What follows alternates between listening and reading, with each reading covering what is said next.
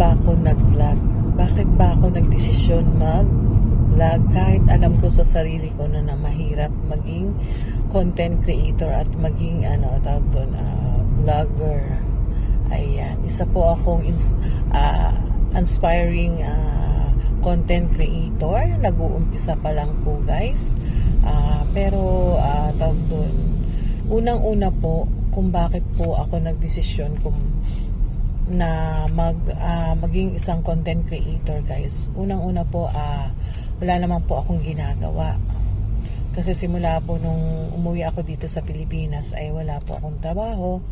Then, syempre may mga anak po ako. Meron po kaming pinagkukunan ng yun po ay bigay sa sa amin ng biyanan ko, tulong po sa akin sa amin ng biyanan ko na magkaroon kami ng pagkakakitaan para nga naman hindi na po kami aasa sa kanya. Pero po dahil nga po sa isa po sa pag-aano ko ay hangarin ko po ay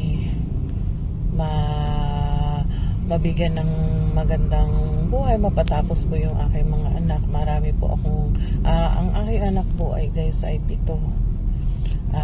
Tawag doon, 3 pa po yung nag-aaral. Then meron po akong apong special, si JK, and then yung kapatid niya ay si Tonton. Yun din po ay anak po ng aking bunsong lalaki. Yun po ay wala ng asawa dahil namatay po yung kanyang asawa sa leukemia. Ayun po, short story po, guys, nandito sa amin, sa bahay namin. And then ako na po yung nag-aalaga, kami na po yung nag-aalaga ng asawa ko. Then yung anak ko, ganun. Ganun po talaga, syempre, kapag ang anak mo ay lalaki, hindi mo talaga maasahan na mag-alaga ng mga syempre, para hindi mapabayaan. Ako na po yung nag-aalaga. Then isa po sa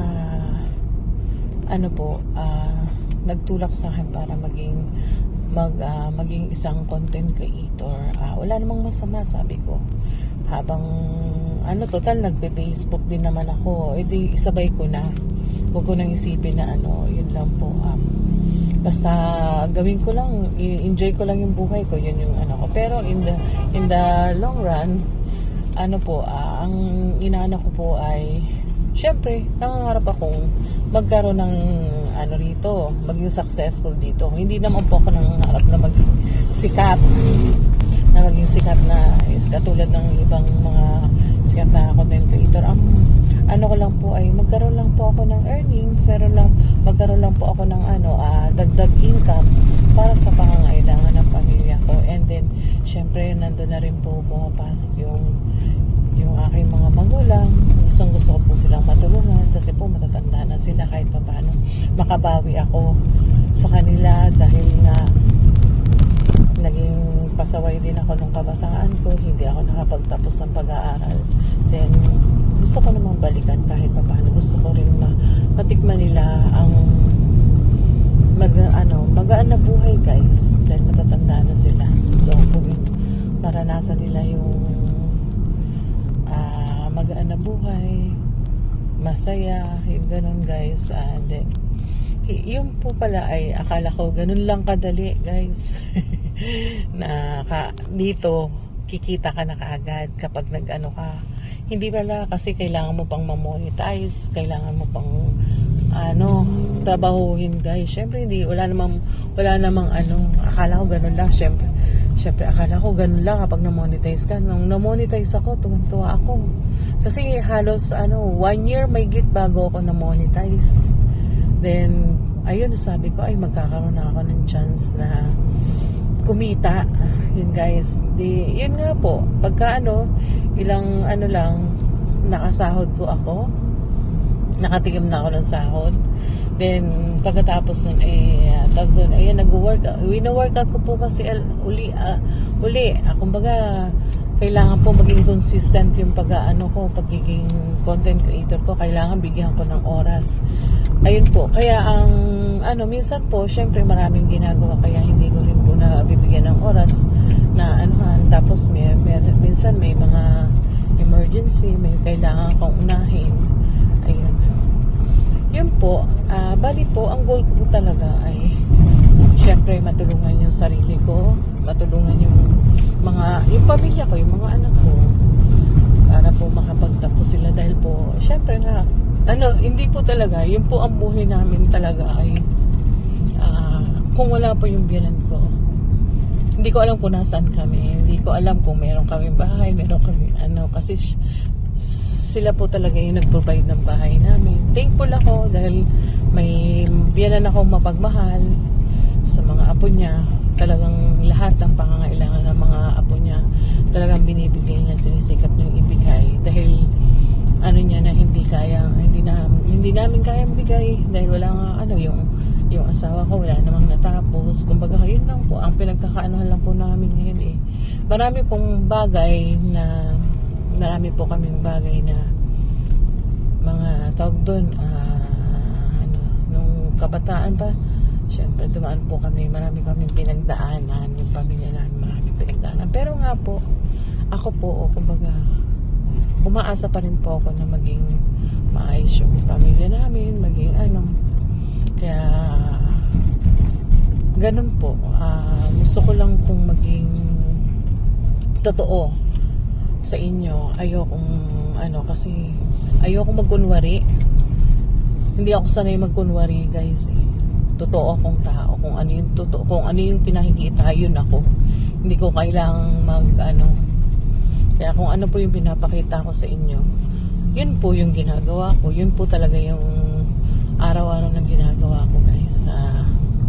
Kasi mahirap po yun Sabi nga, kailangan mong maging totoo sa sarili mo, maging totoo sa mga mo kasi yun lang po yung kaya po kung yun pong napili kong gawin, kung ano po yung mga ginagawa ko araw-araw, yun po yung pinapakita ko sa inyo kasi mas madali pong maging totoo ka kaysa doon sa nagkukunwari ka lang. Kaya yun lang po, guys. Yun lang po ang gusto ko na kahit pa paano maging maayos yung namin dahil gusto ko naman po makabawi sa aking mga magulang, sa aking mga biyanan na nag-aruga sa aking mga anak nung panahong nasa abroad ako, then nung panahong wala yung aking asawa, sila po yung nag-aruga sa mga anak ko. Kaya po yun lang po, guys. Susunod na po natin yung iba. Masyado pong mahaba. Kaya yun nagiging nagiging emotional na ako, guys. Ayan, yun lang po, guys. Hanggang dito na lang muna. Sa susunod na uli, ayan, pag may time tayo, tuloy natin yung aking talambuhay. Yun lang po, bye bye, see you next video. Sana po patuloy nyo po akong suportahan para magawa ko din po yung mga pangarap ko, yung mga goal ko na matulungan ko yung sarili ko, matulungan ko yung pamilya ko, matulungan ko yung mga nangangailangan. Hindi po, ngayon po, sa totoo lang po, marami pong humihingi ng tulong. Siyempre po, marami pong nangangailangan. Mga pinsan ng asawa ko, na mga talagang nangangailangan. Kami po ang lapitan. Kami po ang siyempre ako, hindi ko naman po yun nga sabi ko, kapag kaya ko, kahit maliit na bagay, pero kung talagang papalarin ako, kung bibigyan ako ng chance ng Diyos na magkaroon ng kakayahan, why not? Lahat ko po sila tutulungan. Yun po. Dahil gustong gusto ko, mas masarap po kasi sa pakiramdam yung meron kang natulungan na kahit sa sa maliit na bagay. Dahil wala naman po akong pantulong na malaki, yun po. Mas masarap pa kasi sa pakiramdam talaga, guys.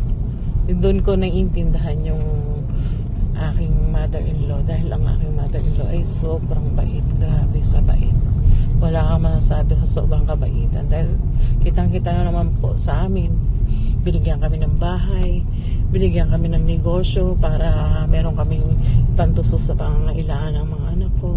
Tapos binigyan pa kami, siya parang tumutulong sa mga anak ko nag-aaral, lahat ng mga kailangan ng anak ko binibigay niya. Yung pero nga syempre tumatanda na rin po yung mga biyanan ko.